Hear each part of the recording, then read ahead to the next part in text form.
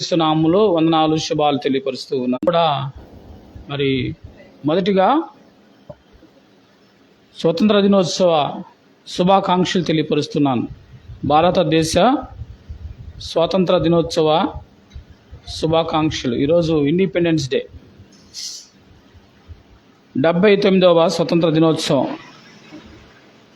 భారతదేశం మరి బ్రిటిష్ యొక్క పరిపాలనలో సుమారుగా 200 సంవత్సరాల పైనే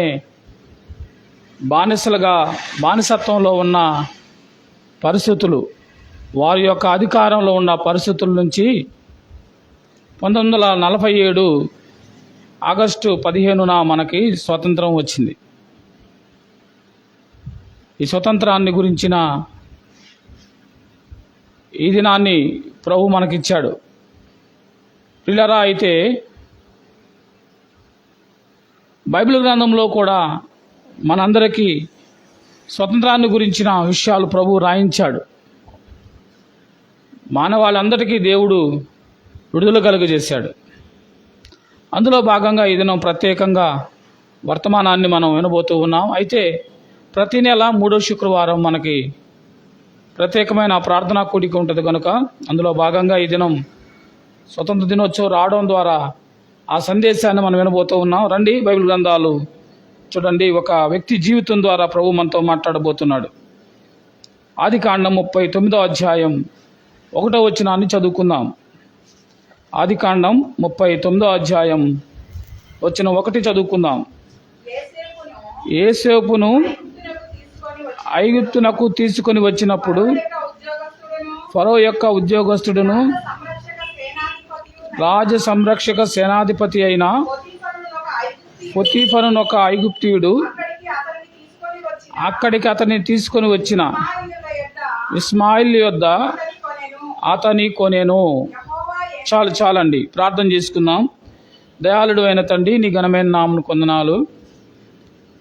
వ్యాపారమైన కృపను బట్టి మా భారతదేశానికి నాయన స్వతంత్రం ఇచ్చి 79 సంవత్సరాలు జరుపుకుంటున్న ఈ శుభతరుణంలో నా ప్రభు, ఈ బేతేలు సంఘం ద్వారా ప్రతి నెల 3వ శుక్రవారం జరుగుతున్న ప్రత్యేక ప్రార్థనా కూడికలో భాగంగా కొద్ది నిమిషాలు నీ వాక్యాన్ని దానం చేయుచుండగా అల్పుడునయ్యా మా తండ్రి, నన్ను మరుగు చేసి నీవే మాట్లాడమని, ఆయా ప్రాంతాల నుంచి మా తండ్రి నాయన సోషల్ మీడియా నుండి వింటున్న బిడ్డలను, మందిరంలో కూర్చొని వింటున్న బిడ్డలను దీవించి ఆశీర్వదించి ఈ వాక్యం వింటున్న బిడ్డలందరికీ ఆశీర్వాదకరంగా ఉండడానికి సహాయం చేయమని, మీరే మాట్లాడమని మా యోసేపు. చెప్పండి, యోసేపు ఎవరు అని మనం చూసినట్లయితే తెలుసా ఎవరికైనా యోసేపు ఎవరో? ఏమండి, ఎవరి కుమారుడు యోసేపు? ఎంతసేపు ఆలోచించారు? మన క్రమం మనకు గుర్తుండాలి. మనకి ఎప్పుడైతే దేవుడు క్రమాన్ని నేర్పించారు కదా, అబ్రహాము, ఇస్సాకు, చరిత్రకు సంబంధించిన విషయాలు మీకు తెలియాలంటే, మీరు మాటి గుర్తుంచుకోవాలంటే, మీరు ఎక్కడి నుంచి రావాలంటే అబ్రహాం దగ్గర నుంచి రావాలి.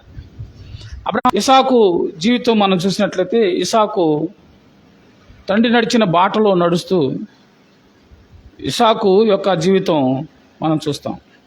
యాకోబు యొక్క ప్రత్యేకత ఏంటంటే, యాకోబు దేవుడు ఒక ప్రత్యేకమైన జనాంగాన్ని ఏర్పాటు చేసుకున్న వ్యక్తిగా చూస్తాం. అబ్రహాముని వ్యక్తిగాను కుటుంబంగాను పిలిచాడు. ఇస్సాకును కూడా దేవుడు ఆశీర్వదించాడు, యాకోబుని కూడా ఆశీర్వదించాడు. అయితే యాకోబులోంచి ప్రత్యేకత ఏంటంటే, యాకోబులో నుండి ఒక జనాన్ని ప్రత్యేకపరుచుకున్నాడు దేవుడు. యాకోబుని దేవుడు ఎన్నిక చేసుకొని ఇశ్రాయేలుగా మార్చాడు.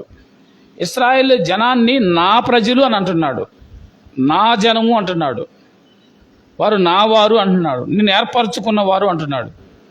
తన పని నిమిత్తం ఆయన నియమించుకున్న ప్రజలు ఇశ్రాయేల్ ప్రజలు. ఈ యాకోబు నుండి వచ్చిన వాడే ఈ యొక్క యోసేపు. ప్రియులారా, యోసేపు జీవితాన్ని మనం చూసినట్లయితే ఆదికాండం 35వ అధ్యాయం నుండి 45వ అధ్యాయం నుండి మనకి చివరి 50 అధ్యాయాల వరకు ఇతను కనపడతాడు. 15 అధ్యాయాలు ఇతను మనకి కనబడతాడు. 35 నుండి చివరి అధ్యాయం వరకు అనగా 50వ అధ్యాయం వరకు, అంటే ఎన్ని అధ్యాయాలు ఉన్నాడు యోసేపు జీవితం అని మనం చూస్తే సుమారుగా 15 అధ్యాయాల పైనే ఇతని గురించి రాయబడినట్లు చూస్తాం కదండి. అయితే యోసేపు యొక్క జీవితాన్ని మనం చూసినట్లయితే ప్రియులారా, యోసేపు చిన్నప్పుడే తల్లి మరణించింది. తల్లి లేని జీవితం జీవిస్తూ ఉన్నాడు. తండ్రి పెంపకంలో పెరుగుతూ ఉన్నాడు. మారు తల్లి యొక్క పెంపకంలో పెరుగుతూ ఉన్నాడు. తల్లి లేని పెంపకం ఎలా ఉంటుంది? తల్లిదండ్రులు ఉండి తల్లి యొక్క పెంపకంలో, తల్లి యొక్క లాలనలో, లేకపోతే ప్రేమగా పెంచిన బిడ్డలే ఈ రోజుల్లో ఎలా ఉంటున్నారో మనకు తెలుసు. అటు రావా అంటే వస్తాయి. వచ్చినప్పుడు దేవుడు ఎలాగ ఆ వ్యక్తిని ఆదుకున్నాడు, దేవుడు ఆ వ్యక్తికి ఎలా తోడు ఉన్నాడు, దేవుడు ఆ వ్యక్తిని ఎలా విడుదల చేశాడో ఈరోజు వాక్యంలోని ప్రాముఖ్యమైన సారాంశం మీ ముందు ఉంచాను. చదువుకున్న లేఖన భాగంలో మనం ఆదికాండం 39వ అధ్యాయంలో యోసేపు ఐగుప్తునకు తీసుకొని వచ్చినప్పుడు ఫరో సైనాధిపతి, ఫరో యొక్క ఉద్యోగస్తులను, రాజ్య సంరక్షకుడైన సేనాధిపతియునైన పొతీఫరును ఒక ఐగుప్తుడు అతనిని అక్కడికి తీసుకొని వచ్చిన ఇష్మాయిల్ యొద్ద అతని కొనేను. ఇష్మాయిల్ దగ్గర ఈ పొతీఫర్ అనే వ్యక్తి కొన్నాడు. ఎవరిని? యోసేపును కొన్నారు. ఆ దినాల్లో కొనడం అనేది సర్వసాధారణం. మనం ఎలాగైతే ఇప్పుడు సంతలో పశువుల్ని కొంటామో లేకపోతే కోళ్ళను కొంటామో, అలాగే ఆ దినాల్లో బానిసలుగా చేయబడ్డ ప్రజల్ని కొని వారి ఇంట్లో బానిసలుగా, లేకపోతే వారి దేశంలో బానిసలుగా, వారి పనిలో బానిసలుగా ఉంచుతారు. మనుషుల్ని సంతలో పశువుల్లాగా కొనే దినాలవి. నా మాటలు మీకు అర్థమవుతున్నాయా? మన భారతదేశంలో మనుషుల మధ్య వ్యత్యాసం ప్రాముఖ్యంగా కుల సంబంధమైన వ్యత్యాసాలు ఉన్నాయి. ఇక్కడ మనం మానవుని మధ్య హెచ్చు తక్కువలు, లేకపోతే పెద్దవారు చిన్నవారు అనే భేదభావాలు అడ్డుబండలుగా కుల వ్యవస్థ ఉంది. అమెరికాలో అయితే 2 ఉంటాయి. భారతదేశంలో కులాలు చాలా ఉన్నాయి, కానీ అమెరికాలో 2 ఉంటాయి. ఒకటి తెల్లవాళ్ళు, వారిని కొని వారిని భయంకరమైన బానిసత్వంలో ఉంచి వారిని పశువుల్లాగా చూస్తున్న దినాలవి. వారి కొరకు మరి నెల్సన్ మండేలా అనే ఒక గొప్ప యోధుడు వారి విడుదల కొరకు మనుషులంతా ఒకటే సమానమని గొప్ప ఉద్యమం చేసి ఆ నల్ల జాతీయులకు విడుదల కలుగు చేశాడు.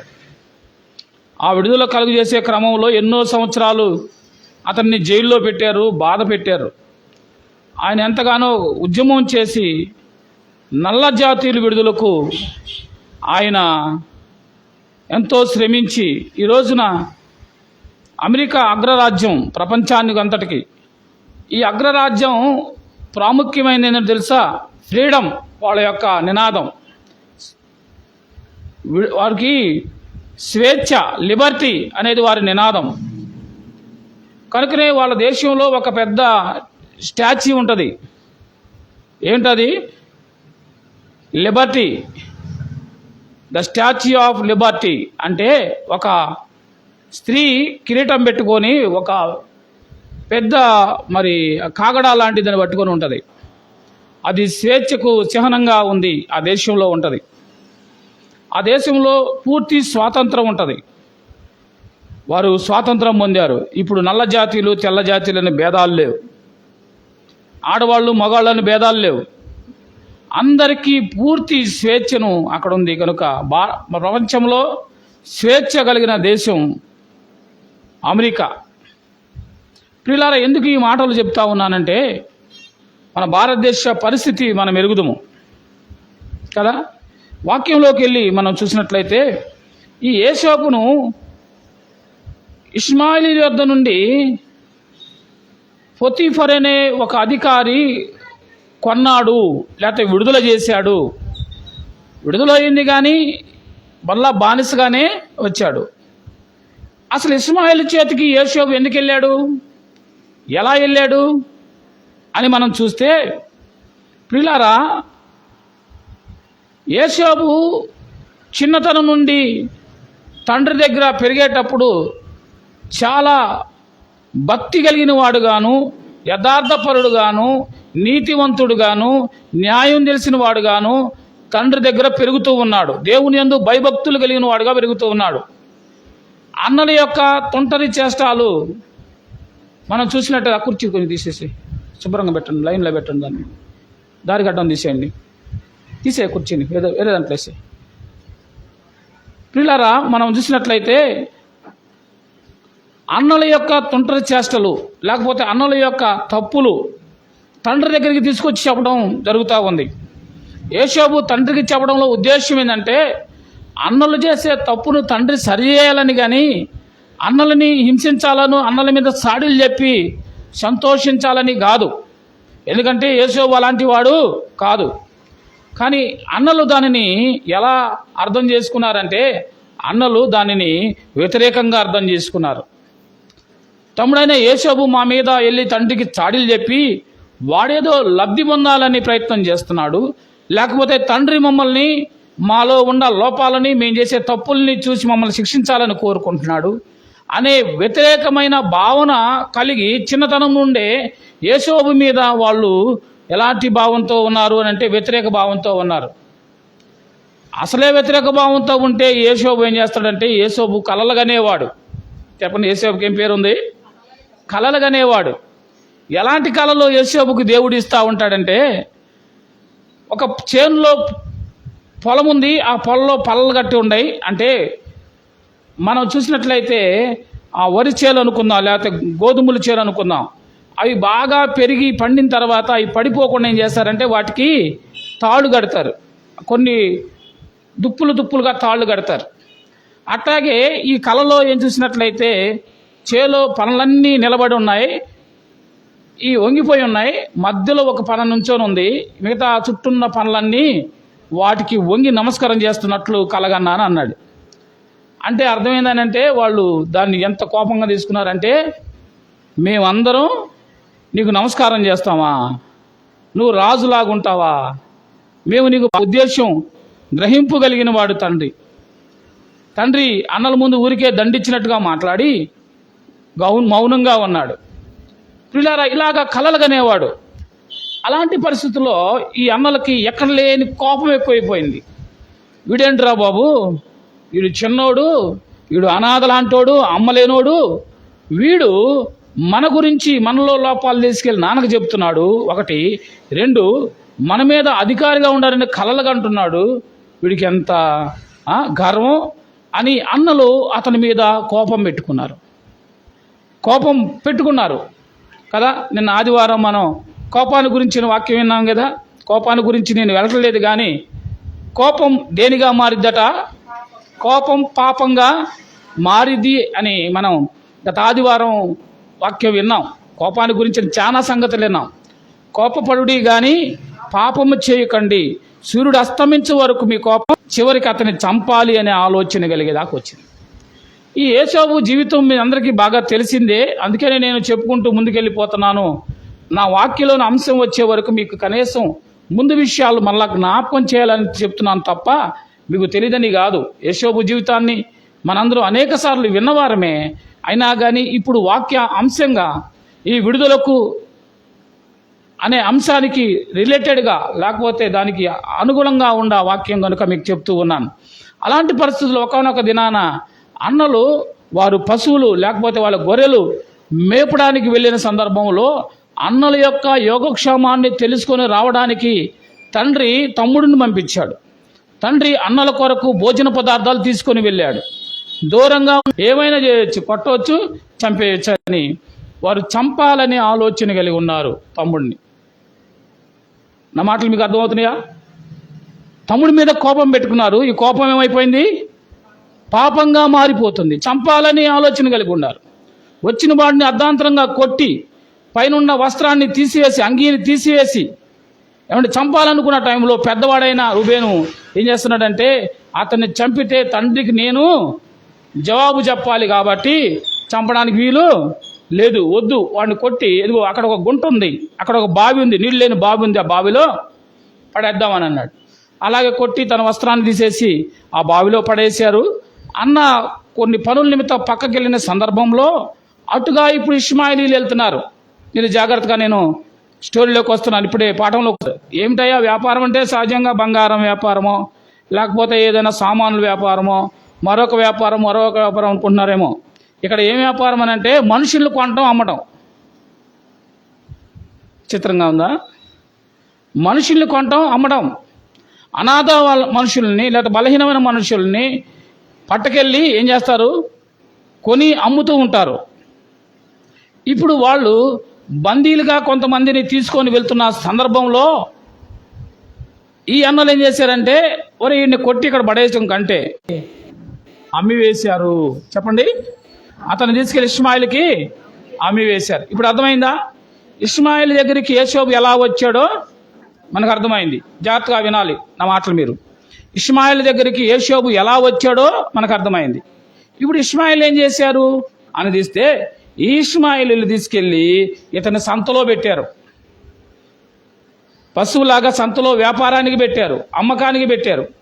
అమ్మకానికి పెడితే ఆ అమ్మకానికి ఉన్న ఈ వ్యక్తిని ఇప్పుడు పోతీఫర్ అనే ఒక వ్యక్తి ఇతను ఏం చేశాడు, కొన్నాడు. ఎవరితను? ఐగుప్తీయుడు. చూడండి, పోతీఫరును ఒక ఐగుప్తీయుడు అక్కడికి అతన్ని తీసుకొని వచ్చి ఇష్మాయిల్ యొద్ద అతనిని కొనేను. ఇదండి మొదటి వచ్చిన యొక్క సారాంశం. 39వ అధ్యాయం ఆదికాండం మొదటి వచ్చిన యొక్క సారాంశం అంతా మనం క్లుప్తంగా విన్నాం. ప్రియులారా, ఇప్పుడు ఈ కొన్న వ్యక్తిని ఏం చేయాలా చెప్పండి? మీరు ఒక కుక్కని తీసుకొచ్చి పెంచుకుంటున్నారు అనుకోనమ్మా, కుక్కను ఏం చేయాలా? కుక్క కాపలా పెట్టుకోవాలి కదా. కుక్కలు ఎందుకు? ఇంటికి కాపలా పెట్టుకోవాలా. ఒక కోడిని తెచ్చుకున్నారు అనుకో, కోడిని ఏం చేస్తారు? కోడిని వండుకొని తింటారు కదా, అవునా కదా? దేని పనులు దానికి ఉంటాయి. అయితే యోసేపుని బానిసగా తీసుకొచ్చాడు పోతీఫరు. ఒక బానిసను కొనుక్కొని వచ్చాడు. కొనుక్కొని వచ్చిన వ్యక్తిని ఏం చేయాలా? ఇంట్లో ఏం చేయాలా? పని. అదే కదా ఐగుప్తు మన ఇశ్రాయేలు చిన్నది కూడా ఎలా వెళ్ళింది? ఇశ్రాయేలు చిన్నది కూడా ఆ యొక్క మరి బానిసగా వెళ్ళింది. మనం చూసినట్లయితే దానికి భిన్నంగా జరుగుతుంది.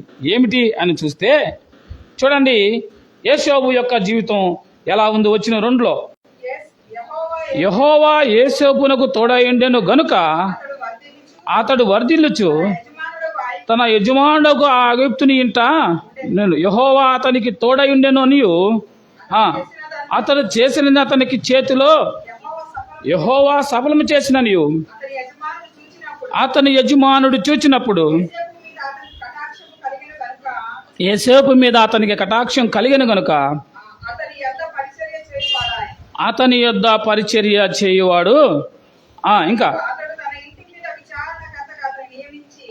అతని ఇంటి మీద అతని విచారణకర్తగా అతను నియమించి తనకు కలిగినదంతయు అతని చేతికి చాలండి. ఎంతగా నమ్మాడంటే యోసేపుని, పనివాడిగా బానిసగా పెట్టాల్సిన యోసేపుని తన ఇంటి మీద అతనికి పరిచర్య చేస్తున్నప్పుడు గమనించి అతని యొక్క బిహేవింగ్, అతని యొక్క తత్వం, అతని యొక్క మంచితనం చూసి అతను ఏం చేశాడు? తన ఇంటి మీద పనివాడిగా పెట్టాడు. అతని యజమానుడును చూచినప్పుడు యోసేపు మీద అతనికి కటాక్షము కలిగిన గనుక అతని యొద్ద పరిచర్య చేయువాడాయను, మరియు అతడు తన ఇంటి మీద విచారణకర్తగా అతనిని నియమించాను. దేని ద్వారా అలా జరిగింది అని మనం వచ్చిన 2లో మొదటి మాటలను చూస్తాం. ఎందుకంటే యెహోవా యోసేపునకు ఏమై ఉన్నాడు? తోడై ఉన్నాడు. ప్రియ సహోదరుడా, సహోదరి, ఈ ఉదయకాల సమయంలో దేవుడు నీకు తోడుగా ఉంటే నువ్వు ఏ స్థితిలో ఉన్నా, ఏ పరిస్థితిలో ఉన్నా, ఎంత బానిసత్వంలో లేకపోతే ఎంత లోక సంబంధమైన సంఖ్యలలో, లోక సంబంధమైన వాటిలో నీవున్నా దేవుడు నిన్నేం చేస్తాడు? విడుదల చేస్తాడు. నువ్వేం కోరుకోవాలా?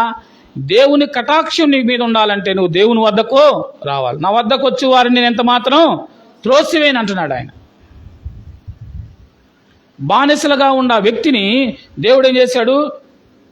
బానిసగా ఉన్న వ్యక్తి మీద యెహోవా యేసోపులకు తోడై ఉన్నాడు అనే సంగతి మనం గుర్తిరగాల. దానియేలు గ్రంథంలో మనం చూసినట్లయితే షడ్రక్, మేషక్, అబేద్నెగోలు ఎక్కడున్నారు చెప్పండి? భయంకరమైన అగ్నిగుండంలో వాళ్ళు పడవేయబడ్డారు కదా. కానీ అక్కడ ముగ్గురు పడవేస్తే ఇంకొకరు ఎవరున్నారు తోడుగా? దేవుని దూత వారితో, ఆ అగ్నిగుండంలో వారితో ఉంది. ఆలోచన చేశారా? దేవుని తోడు. నీవు ఎలాంటి పరిస్థితుల్లో, ఎలాంటి ప్రదేశంలో, ఎలాంటి ఇబ్బందుల్లో నీవున్నా దేవుని తోడు నీకుంటుంది. ఎప్పుడు అని అంటే నువ్వు దేవుని బిడ్డగా ఉన్నప్పుడు. అది అగ్నిగుండమే కానీ అగ్నిగుండంలో ఎవరున్నారు? అగ్నిగుండంలో కూడా దేవుని తోడుంది, గుర్తుంచుకోవాలి. మీరు అనుకుంటారు నేను ఒక్కదాన్నే కదా, నేను ఒక్కడనే కదా, నాకే ఇన్ని కష్టాలు వచ్చినాయి, నాకే ఇన్ని ఇబ్బందులు వచ్చినాయి, నా ఇబ్బందుల్లో నన్ను ఎవరు ఆదుకోవట్లేదు, నాకు ఎవరు సహాయం చేయట్లేదు, నన్ను ఎవరు పట్టించుకోవట్లేదు, నన్ను ఎవరు చూడటం లేదు, నా గురించి ఎవరు అసలు ఆలోచన చేయట్లేదని నువ్వు అనుకుంటున్నావేమో. కాదు కాదు కాదు ప్రియ సోదరుడు, ఆ సోదరి, నీ కొరకు ఆలోచించే దేవుడున్నాడు, నిన్ను పట్టించుకునే దేవుడున్నాడు, నీకు తోడుండే దేవుడున్నాడు, నీ ఆపద నుంచి విడుదల చేసే దేవుడున్నాడు, నిన్ను స్వస్థపరిచే దేవుడున్నాడు, నిన్ను బాగు చేసే దేవుడున్నాడు, నీకు సహాయం చేసే దేవుడున్నాడు. ఆయనే యేసుక్రీస్తు ప్రభు. నీ కొరకు ఆయన ప్రాణం పెట్టడానికి సైతం వెనకాడని దేవుడు ఆయన. లోకంలో ఎవరు కూడా నీ కొరకు అంత పని చేయలేరు. షడ్రక్, మేషక్, అబేద్నెగోలు అగ్నిగుండంలో పడేస్తే అగ్నిగుండంలో కూడా తోడు ఉన్న దేవుడు నీకు నాకు తోడుంటాడు. యోసేపుని తీసుకెళ్ళి ఆ యొక్క ఐగుప్తు యొక్క ఇష్మాయిల్ దగ్గర నుండి కొని ఐగుప్తు యొక్క మరి నాయకుడిగా ఉన్న పోతీఫర్ ఏం చేశాడు? తన ఇంట్లో బానిసగా తీసుకెళ్లాల్సిన వ్యక్తి, బానిసగా కొనసాగాల వ్యక్తి, బానిసగా జీవించాల్సిన వ్యక్తిని ఏం చేశాడని తన ఇంటి పైన విచారణకర్తగా చేశాడు. ప్రభునందు ప్రియులారా, బానిస జీవితం బహు భయంకరమైన జీవితం. బానిస జీవితం అనేది మాట్లాడడానికి అధికారం ఉండదు. సుమారు 270 సంవత్సరాలకు పూర్వం మన దేశాన్ని సుమారు 200 సంవత్సరాలు బ్రిటిష్ వాళ్ళు పరిపాలన చేశారండి. బ్రిటిష్ వారు పరిపాలన చేయడానికి పూర్వం మన దేశ పరిస్థితులు ఎలా ఉన్నాయంటే, భయంకరమైన పరిస్థితులు. భారతదేశంలో అన్ని ఆచారాలతో ఉన్నారు, అనాగరికతో ఉన్నారు. మన వాళ్ళు కొంతమంది ఈ మాట ఒప్పుకోరు. ఎందుకంటే వాళ్ళు ఒడ్డు మీద ఉన్నవాళ్ళు కాబట్టి నీళ్ళలో ఉన్నవాళ్ళకి బాధ తెలియదు కదా. బాధపడేవాళ్ళకి తెలుసు, బానిసలో ఉన్నవాళ్ళకి తెలుసు, కష్టాల్లో ఉన్నవాళ్ళకి తెలుసు ఆ బాధ. అవునంటారా కాదంటారా? భారతదేశంలో భయంకరమైన మూఢాచారాలు ఉన్నాయి. సతీ సహగమనం అంటే భర్త చనిపోతే భార్యను కూడా అదే చితి మీద పెట్టి కాల్చి చంపేశారు. బ్రతికుండగానే చంపేసేవాళ్ళు, బలంతాన్ని చంపేసేవాళ్ళు, ఆమెకు ఇష్టం లేకపోయినా చంపేసేవాళ్ళు. దానిని ఏమంటారు? సతీ సహగమనం అంటారు. మన దగ్గరలో ఉన్న తమిళనాడు, కేరళ మధ్య అంటే జాకెట్లని వేసుకోకూడదు, చీరలు కట్టుకోకూడదు. ఎందుకంటే భారతదేశంలో కుల వ్యవస్థ ఉంది. ఈ కుల వ్యవస్థ ఎలా ఉండిద్దనంటే ముగ్గురికే ప్రాముఖ్యం. 1 బ్రాహ్మణుడు, 2 క్షత్రియుడు, 3 వైశ్యులు. ఈ ముగ్గురు తప్ప మిగతా వాళ్ళందరూ కూడా శూద్రులే. నా మాటలు మీరు జాగ్రత్తగా అర్థం చేసుకోవాలి. బ్రాహ్మణులు, వైశ్యులు కదా, ఆ తర్వాత ఈ ముగ్గురు క్షత్రియులు, క్షత్రియులు 2వ వారు. ఈ ముగ్గురు మాత్రమే ఈ ముగ్గురు చెప్పుకున్నాడు. కాబట్టి దేవుడు ఎదురుగా వచ్చినప్పుడు స్త్రీ పురుషుడు భేదాలు తెలియాలి. వస్తుంది స్త్రీయా పురుషుడా అనే భేదం ఎలా తెలిసిద్దని స్త్రీని ఏం చేశారనంటే జాకెట్లు లేకుండా, చీరలు లేకుండా వాళ్ళు పబ్లిక్గా తిరగాలి అని చెప్పేసి మరి గ్రంథాలు చెప్తున్నాయని చెప్పి భయంకరంగా బాధ పెడుతున్న దినాలవి. నా మాటలు మీకు అర్థమవుతున్నాయా? అంటే భారతదేశంలో ఉన్న మూఢాచారాలు, ఇవి చరిత్ర, నా సొంత మాటలు కాదు. మీకు కావాలంటే ఎక్కడ ఏ పుస్తకంలో రాయబడిందో, చరిత్రలో ఎవరు చేశారో మొత్తం మీకు తర్వాత నేను ఇస్తాను, మీరు చదువుకోండి. పిల్లల్ని తీసుకెళ్ళి గంగా నదిలో పడేసి చంపేసేవాళ్ళు, దేవునికి ఇచ్చేయడం, పుట్టిన మొదటి పిల్లని దేవునికి బలిగా ఇచ్చే దినాలవి. ఎంత భయంకరమైన మూఢాచారాలు ఉన్నాయండి, ఆలోచన చేశారా ప్రియులారా? అయితే వాటన్నిటి నుండి విడుదల చేయడానికి ఎవరు చేశారు అనంటే బ్రిటిష్ వాళ్ళు కాదు. మీరు ఈ మాట జాగ్రత్తగా వినాలి. బ్రిటిష్ వాళ్ళు వేరు, మిషనరీలు వేరు. చెప్పండి ఎట్లన్నా ఈరోజు ఎన్ని అని అంటే, ఈరోజు స్వతంత్ర దినోత్సవం, భారతదేశానికి స్వతంత్రం వచ్చి 79 సంవత్సరాలు. మరి ఈ ఒక్క రోజన్నా మన భారతదేశ చరిత్రను గుర్తు చేసుకోకపోతే ఇంకెప్పుడు గుర్తు చేసుకుంటాం? చాలామంది ప్రజలకు తెలియట్లేదు. ఈ మాటలు చెప్పేవాళ్ళు లేరు, వినేవాళ్ళు కూడా లేరు, చదివేవాళ్ళు అసలు లేరు. అంత భయంకరమైన దినాల్లో ప్రియులారా, ఈ దేశంలోకి బ్రిటిష్ వాళ్ళు వ్యాపార నిమిత్తం వచ్చారు. ఈస్ట్ ఇండియా కంపెనీ పేరుతో ఈ దేశంలో వ్యాపార నిమిత్తం వచ్చిన వాళ్ళు ఈ దేశంలో ప్రవేశించి, అప్పుడు భారతదేశం యొక్క స్వరూపం ఎలాగుందనంటే చిన్న చిన్న రాజ్యాలుగా ఉన్నాయి. మొత్తం ఉమ్మడి రాజ్యంగా ఒకే ప్రధాని లేదా ఒకే రాజు కాదు, చిన్న చిన్న రాజ్యాలుగా ఉన్నాయి. అక్కడక్కడ అన్నీ కలిసి ఉండేవి, కానీ ఒక్కొక్క ప్రాంతానికి ఒక రాజు ఉండేవాడు. వీళ్ళు ఏం చేశారంటే ఈ దేశానికి వచ్చిన తర్వాత వ్యాపారం చేసుకుంటూ వీళ్ళు మెల్లిమెల్లిగా ఒక్కొక్క రాజుని వాళ్ళు గెలవడం, లేకపోతే వాళ్ళతో ఆ వియ్యం పంచుకుంటున్న వారు బ్రిటిష్ వాళ్ళు. వాళ్ళు సేవ చేయడానికి వచ్చిన వాళ్ళు కాదు. సేవ చేయడానికి వచ్చిన వాళ్ళు ఎవరయ్యా అని అంటే ప్రియులారా, మిషనరీలు ఈ దేశానికి సేవ చేయడానికి వచ్చారు. మిషనరీలు సేవ చేయడానికి వచ్చారు. మిషనరీలు అనగా ఇంగ్లాండ్లో మనం చూసినట్లయితే బైబిల్ సొసైటీ అని, లేకపోతే కొన్ని మిషనరీ సొసైటీ అని, ఇట్లా 3-4 రకాల సొసైటీలుగా ఏర్పడి కొంతమందిని ఏం చేస్తారంటే దేవుని పరిచర్య సేవ భారం కలిగిన వారిని అన్ని దేశాలకు పంపిస్తారు. ఒక్కొక్క దేశానికి ఒకళ్ళు పంపిస్తారు. దానిలో భాగంగానే భారతదేశానికి విలియం కేరీ గారు వచ్చాడు. ఈ విలియం కేరీ గారు భారతదేశానికి వచ్చినప్పుడు భారతదేశంలో పరిస్థితి ఎంత భయంకరంగా ఉందంటే, భారతదేశంలో అప్పుడే ఈ మూఢాచారం ఉంది. ఏది? సతీ సహగమనం అనే మూఢాచారం ఉంది. ఈ విలియం కేరీ గారు ఈ పరిస్థితులు చూసి కళ్ళ ముందే బ్రతుకున్న మనిషిని చితిలో తగలబెడుతుంటే ఈయన వచ్చిన పని ఏంది? సువార్త చేయడానికి వచ్చాడు, దేవుణ్ణి ప్రకటించడానికి వచ్చాడు. వీళ్ళు దేవుణ్ణి ప్రకటించడం మాత్రమే కాక వీళ్ళు సామాజికమైన పనులన్నీ చేశారు కదా. ప్రజలకు ఏది అవసరమో చేశారు. వాక్యంలో అదే ఉంది కదా, ఆకలైన వారికి భోజనం పెట్ట, వస్త్రహీనుడికి వస్త్రం వేయటం, అనారోగ్యంలో ఉన్న వారికి సహాయం చేయటం. బైబిల్లో ఉన్న లేఖనాల ప్రకారం కేవలం వాక్యం మాత్రమే కాకుండా ఆపదలో ఉన్న వాళ్ళని ఆదుకునే పనిని తీసుకొని సతీ సహగమనాన్ని గురించి ఎంతో గొప్ప ఉద్యమం చేశాడు. ఆయనతో పాటు మన దేశం నుండి రాజా రామ్మోహన్ కూడా జతపడి ఆ యొక్క మూఢాచారాన్ని నిర్మూలన చేయడానికి బ్రిటిష్ వారికి కంప్లైంట్ చేసి దానిని పరిస్థితులు చూపించి దానిని చట్టం చేశారు. నా మాటలు మీకు అర్థమవుతున్నాయా? దానిని ఏం చేశారు? చట్టం చేశారు. ఇక భారతదేశంలో ఈ సతీ సహనం ఉండకూడదు అని ఎవరు చట్టం చేశారు? బ్రిటిష్ ప్రభుత్వంలోనే చట్టం జరిగింది. నా మాటలు మీకు అర్థమవుతున్నాయా? భారతదేశ స్వతంత్రం వచ్చిన తర్వాత కాదు ఇది.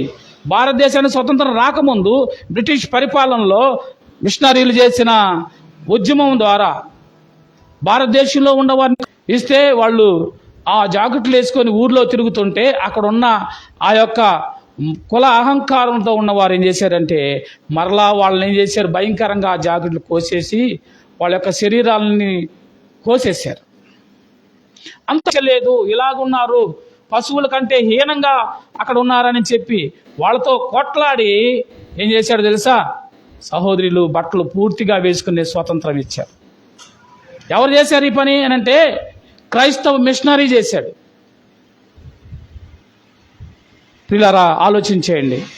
మద్రాసులోను ముంబైలోను ఏమండి పెద్ద యూనివర్సిటీలు స్థాపించారు. దానిలోనే పెద్ద పెద్ద వాళ్ళందరూ చదువుకున్నారు. మన దగ్గరలో ఉన్న గుంటూరులో ఏసీ కాలేజ్, ఏసీ అంటే ఆంధ్ర క్రిస్టియన్ కాలేజ్, ఈ కాలేజీలోనే మన ఎన్టీ రామారావు గారు చదువుకున్నారు, తెలుసా మీకు? క్రైస్తవ్యం మార్గాన్ని చూపించేది. నా మాటలు మీకు అర్థమవుతున్నాయా? క్రైస్తవ్యం మనుషుల హృదయాలు మార్చేది, మనుషుల జీవితాలు మార్చేది, త్రాగుబోతులు మార్చేది, వ్యసనక్రాంతులు మార్చేది, వ్యభిచారులు మార్చేది. భయంకరమైన పాపంలో ఉన్న వ్యక్తి మార్పు చెందాలి పెట్టిన మాట వాస్తవమే. అలాంటి క్రమంలో ఉద్యమం చేసి 1947 ఆగస్టు 15న వాళ్ళు ఈ దేశాన్ని విడిచి వెళ్ళిపోయి భారతదేశానికి పూర్తి స్వాతంత్రం వచ్చింది. స్వాతంత్రం వచ్చింది. ఆ తర్వాత భారతదేశంలోనూ రాయగలిగిన వారు ఎవరైనా దేవులాడితే అనగారిన కులంలో ఉన్నవాడు కదా, ఒక మొహర్ కులం చెందినవాడు, అంటే మాల కులానికి సంబంధించిన కులం చెందినవాడు డాక్టర్ బిఆర్ అంబేద్కర్. ప్రపంచ మేధావి, ప్రపంచం మొత్తం కూడా కొనియాడబడిన వాడు. ఇప్పటికీ ఆయన చదివిన చదువు భారతదేశంలో అంత పెద్ద చదువు ఎవరు చదవలేదు. మనకి స్వేచ్ఛను కలిగిన చట్టాన్ని రాసినవాడు.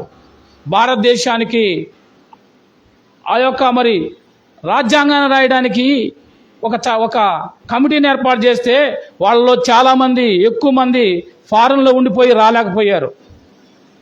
ఏమొచ్చింది? జనవరి 26 గణతంత్ర దినోత్సవం. చెప్పండి.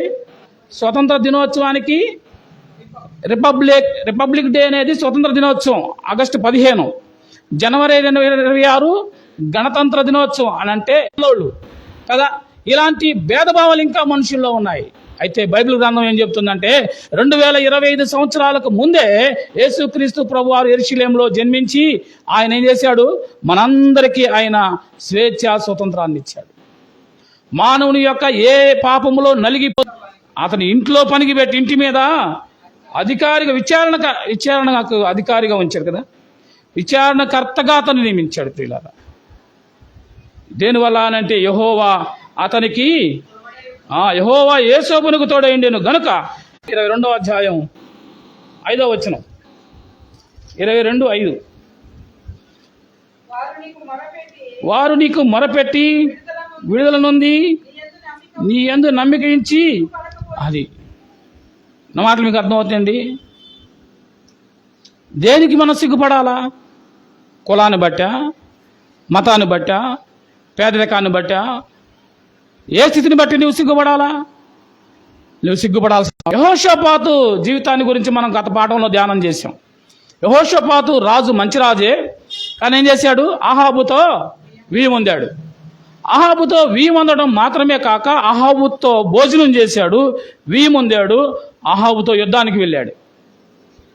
ఆహాబు తెలివిగా ఏం చేశాడంటే, తెలివి లేకుండా దేవుడు బిడ్డలతో సావాసం చేయాల్సిన యెహోషాపాతు ఒక పనికి మాలిన వాడితో సావాసం చేశాడు. బైబిల్ గ్రంథంలో చాలా పనికి మాలిన వాళ్ళు పేర్లు కలిగిన వాళ్ళు ఇద్దరే. చాలా మొదటి పేరు ఒకటి ఆహాబు, 2 యెజబేలు. అసలు యెజబేలు ఆహాబు భార్య. తద్వారా ఏమైందనంటే శత్రువు సంబంధించిన సైనికులు ఏం చేశారంటే, ఇదిగో ఎదురుగా ఉన్న రాజు ఇతడే కావాలని యెహోషాపాతు మీద ఏం చేశారు? యుద్ధం చేయడానికి మొదలుపెట్టి చంపబోయే లెక్కి ఒక్కసారిగా యెహోషాపాతు ఏం చేశాడు? ఏం చేస్తామండి? మనం ముందు దారిలో వెళ్తూ ఉన్నాం, రోడ్డు దాటుతూ ఉన్నాం, పిల్లలు బళ్ళు భయంకరంగా వెళ్తున్నాయి కదా, ఎవరన్నా నడమంతరంగా కదా హై స్పీడ్తో వాడు గబక్కన ఫాస్ట్గా వచ్చి మన ముందు బ్రేక్ వేసారనుకో మన పక్కన, మనం ఏం చేస్తాం? ఒక్కసారిగా ఉలిక్కిపడి మొరపెట్టడం వేరు, ఉపవాస ప్రార్థన వేరు. ఈ మూడిటికి వ్యత్యాసాలు గత పాఠంలో చాలాసార్లు మీకు చెప్పడం జరిగింది. ప్రార్థన మన అవసరాల నిమిత్తం, అలాగే ఇతరుల అవసరాల నిమిత్తం దేవునితో కామన్గా మాట్లాడేది ప్రార్థన. ఉదయం లేచి నుండి రాత్రి వరకు మనం అనేక సార్లు ప్రార్థన చేస్తాం. నిద్ర లేచినందుకు ప్రార్థన చేస్తాం, టిఫిన్ చేసినందుకు ప్రార్థన చేస్తాం. భోజనం వారి జీవితంలో అది నిత్యకృత్యంగా ఉండాలి, అలవాటుగా ఉండాలి. అయితే ప్రార్థనకి మొరకి ఉన్న భేదం ఏంటంటే, మొర అనేది మన మీద హఠాత్తుగా వచ్చిన సమస్య నుంచి విడుదల పొందుకోవాలంటే నువ్వేం చేయాలా? మొర పెట్టాలి. యెహోషాపాతు అదే సమయంలో ఏం చేశాడో తెలుసా? చక్కగా కూర్చో, ఏం ప్రాబ్లం లేదు, కూర్చో. ఆహాబు చూసినట్లయితే ఇప్పుడు ఏమైపోయాడు? ఆహాబు, ఇలా ముగిస్తున్నాను ఒకసారి వినండి. మాయోపాయంగా కపటేశంతో బయలుదేరిన ఆహాబు శత్రువు ఏం చేస్తున్నాడంటే, వాడు ఒక పిచ్చోడి చేతిలో రాయిలాగా గురి చూడకుండా ఎటో కొట్టబోయాడు. ఈ బాణం వెళ్ళి నిన్ను చెడగొట్టాలని, నీ మీద కుట్ర చేయాలని ఎవరైతే ప్రయత్నం చేస్తారో వాళ్ళు తెలివిగా ఉన్నాం అనుకుంటారు. మనం తెలివిగా ఉన్నాం, వాళ్ళు మోసం చేసాంలే అని ఆనందపడుతున్న వాళ్ళకు ఈ మాట ఒక హెచ్చరిక లాంటిది. ఎవరైతే నిన్ను మోసం చేశారనుకున్నవారో వాళ్ళు నిన్ను మోసం చేయొచ్చు. కార్యాలు చేస్తారు కదా.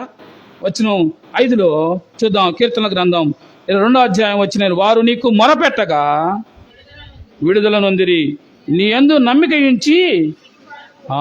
ఆయన యందు నమ్మిక ఇస్తే మనకేముండదు, సిగ్గుపడదు. విడుదల విడుదల విడుదల.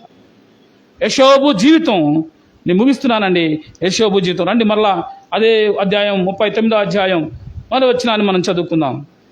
యెహోవా అతనికి ఏమయ్యాడు, యెహోవా యోసేపునకు తోడైండెను గనుక అతడు వర్ధిల్లుచు తన యజమానునికి ఏమంటున్నాడట, యజమానుడే అతని ఇంట అతని పనిలో అతని పనివారి మీద విచారణకర్తగా అతన్ని నియమించాడు. యేసుక్రీస్తు ప్రభు కూడా ఆయన చూడండి, మత్తయి సువార్త 27వ అధ్యాయం 15వ వచనంలో నేను ముగిస్తున్నాను. ఎవరట ఇతను? బరబ్బాను ఒక భ్రష్టుడట. బరబ్బాను ప్రసిద్ధుడైన ఒక ఖైదీ చెరసాల్లో ఉండెను. కాబట్టి జనులు కూడి వచ్చి, అప్పుడు పిలాతు, నేను ఎవరిని విడుదల చేయవాలని మీరు కోరుచున్నారని, బరబ్బానా లేక యేసుక్రీస్తునా అన్నప్పుడు ఎలాగనగా వారు అసూయ చేత ఆయన అప్పగింప వచ్చిరని అతడు ఎరిగి ఉండెను. అతడు న్యాయపీఠం మీద కూర్చున్నప్పుడు అతని భార్య అతనితో మాట్లాడు, నా నీతిమంతుని జోలికి వెళ్ళొద్దు అని అంటుంది కదా. విడుదల ఎవరికి చేయాలి? బరబ్బా ఉన్నాడు, యేసు ఉన్నాడు. ఇద్దరు బందీలుగా ఉన్నారు, ఇద్దరికి శిక్ష ఉంది. అయితే వారిని ఆ పండుగ దినాల్లో విడుదల చేయడం కద్దు. అనగా పండుగ ఏదైనా నేరం చేయని ఆ వ్యక్తి జైల్లో ఉన్నప్పుడు అతనికి శిక్ష పడినప్పుడు అతడు జీవిత ఖైదీ పడినా కానీ అతడు జైల్లో 5 సంవత్సరాలు 10 సంవత్సరాలు ఉండి ఎంతో కాలంగా ఉండి అక్కడ మార్పు చెంది అతని ప్రవర్తన మారి మంచివాడు అనిపిస్తే ఆ జైలు అధికారి అతనికి కొంతమందిని విడుదల చేస్తారు. అదేవిధంగా 2025 సంవత్సరంలో కూడా పండుగ దినాల్లో ఒక ఖైదీని విడుదల చేయడం వాళ్ళకి ఆనవాయితీ. అయితే ఇద్దరిని ఖైదీలుగా పెట్టారు, ఒకరిని యేసుగా ఒకరిని బరబ్బాగా. ఎవరిని విడుదల చేయమంటారని అంటే న్యాయంగా అయితే బరబ్బా బందిపోటు, అలాంటి బందిపోటునే మాకు విడుదల చేయండి. కుట్ర చేసే వ్యక్తిని, దోచుకునే వ్యక్తిని, బందిపోటైన బరబ్బాను విడుదల చేయమన్నారు. లోకం యొక్క తీరు ఇలాగుంటుంది, గుర్తుంచుకోండి. లోకం యొక్క ఆలోచన, లోకం యొక్క న్యాయం ఇలా ఉంటుంది, దేవుని న్యాయం ఇలా ఉండదు. నీవెంత ఘోర పాపివైనా నీ కొరకు కూడా ఆయన ప్రాణం పెట్టి నిన్ను విడుదల చేస్తాడు. ప్రభు లోకానికి వచ్చాడు పాపుల్ని క్షమించడానికి, పాపుల్ని విడుదల చేయడానికి, మన పాపం నుంచి విడుదల చేయడానికి. పాపరహితుడైన యేసుక్రీస్తు ప్రభు సర్వ మానవాళి కొరకు తన ప్రాణాన్ని పెట్టి